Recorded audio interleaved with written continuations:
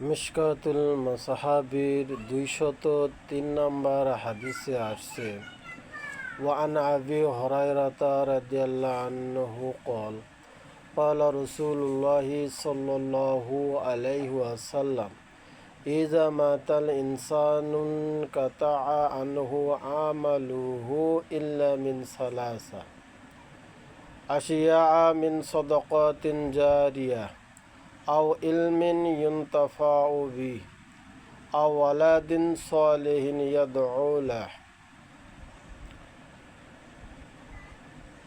হযরত আবু হুরায়রা রাদিয়াল্লাহু আনহু থেকে বর্ণিত, তিনি বলেন, ক্বালা রাসূলুল্লাহ সাল্লাল্লাহু আলাইহি ওয়াসাল্লাম, রাসূল আকরাম সাল্লাল্লাহু আলাইহি ওয়াসাল্লাম বলেছেন, ইজা মাতাল ইনসানুন কাতাআ আনহু আমালুহু ইল্লা মিন সালাসা।